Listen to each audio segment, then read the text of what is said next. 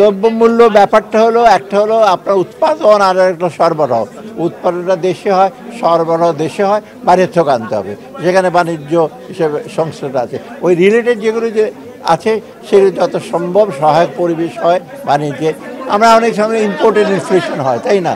ওই ব্যাপারে এবং ব্যবসা বাণিজ্য ইস্যুগুলো বলে রিলেটেড, আমরা ওইদিকে যথেষ্ট সজাগ আছে এবং এই জিনিসগুলো আমাদের আছে। আর আমাদের যে সহকর্মী যিনি আছেন যে প্ল্যানিং মিনিস্টার, আমরা তো একসাথে আমরা জানি কি ব্যাপারগুলো, আরও ডিটেইল জানি আমরা, ওগুলো আমরা একসাথে কাজ করি। এটা আমি জানি আমদানির উপর নির্ভরশীল। আপনারা অনেক সময় বলেন ইম্পোর্টেড ইনফ্লেশন, এইগুলো আমরা সজাগ আছি। যতটুকু সম্ভব আমদানিতে অত্যাবশ্যক আমদানি করতে হবে এবং বাজারের উপরে বা ভোক্তাদের উপরে সাধারণ মানুষের উপরে বাড়তি চাপ না পড়ে। এখন যে চাপটা আছে সেটাও যাতে কমিয়ে আনা যায় আমরা চেষ্টা করি। না এটা এটা আছে সবগুলো, এত ডিটেল বলা যাবে না। আমরা একটু কারণ এটা অনেক বড় একটা ব্যাপার, গ্র্যাজুয়েশন অনেক কিছু আছে, তো গ্র্যাজুয়েশন অনেকগুলো শর্ত আছে এলডিসি গ্র্যাজুয়েশনে, সেগুলো আজকে আমার দৃষ্টিগোচর হয়েছে।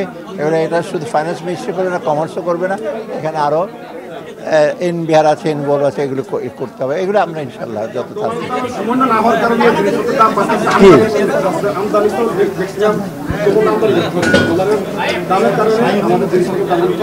আচ্ছা সেটা তো দেখা হবে। আমি তো অলরেডি প্রথম দিনই তো গভর্নর মহোদয় সাহেব ছিলেন না, উনিও জানেন ব্যাপারটা, দ্রব্যমূল্যটা কেন বেড়েছে, এক্সচেঞ্জ রেট এবং অনেকে শুধু এক্সচেঞ্জ রেটটা না, বাজারের ব্যাপারে, বাজারের মনিটরের ব্যবস্থা, সেটা কমার্স মিনিস্টারকে আমি বলবো।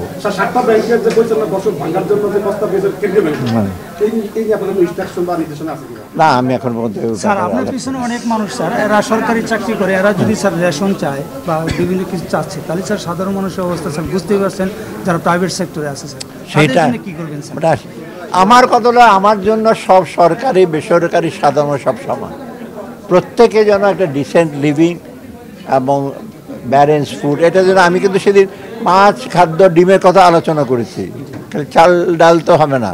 অতএব এইগুলো নিয়ে আমরা সজাগ এবং এইগুলো নিয়ে করব এবং আপনারা যেন সমানভাবে সমহারে, একেবারে সমানভাবে বলছে, সমহারে যাতে সমুদ্র সুবিধা সবাই পায়, প্রাইভেট সরকারি কোম্পানি, সেই ব্যাপারে আমরা নিশ্চয়ই পদক্ষেপ নেব। এডিপির সাথে বৃহৎ পরিবেশে আমরা এখন চাচ্ছি আমাদের উন্নয়ন প্রকল্পগুলো সবগুলো, ওয়ার্ল্ড ব্যাংক, এডিপি যেগুলো ছিল সেগুলো যৌক্তিক যেগুলো আছে, এটা কোনো কারণে তো আমরা এখনও বন্ধ করিনি। ওরা বলেছে যে আপনারা যদি বলেন আমরা কার্যকর করব। আর ভবিষ্যতে আমাদের পাইপলাইনে বা অন্য প্রজেক্ট যেগুলো আমরা ঠিক করব, সেগুলো যেন ওরাও সহায়তা বলছে, আমরা যতটুকু সম্ভব করব। ওরা খুব পজিটিভ, ওরা বলেছে এডিবি, ওয়ার্ল্ড ব্যাংক, আমরা বলছি আমরা তো বড় ব্যাপারে করবো। হ্যাঁ অত ডিটেল আমরা যে রিজার্ভ ব্যাপারে তো গভর্নর আছে, ওরা কথা বলবে গিয়ে, বিশেষ করে IMF এর টিম যাবে, ওরা কথা বলবে রিজার্ভ ব্যাপারে, ফরেন এক্সচেঞ্জের ব্যাপারে, এগুলো করবে। এটাতে সম্পৃক্ত আমার মেইন হলো প্রজেক্টের ব্যাপারে। এখন প্ল্যানিং কমিশনের প্ল্যানিং মিনিস্টার একজন আসছেন, উনি যে সেগুলো করবেন, সে অনুযায়ী আমরা অর্থ এবং আমি বাণিজ্য মন্ত্রণালয়ের কাছে সবার শেষে একসাথে কাজ করি।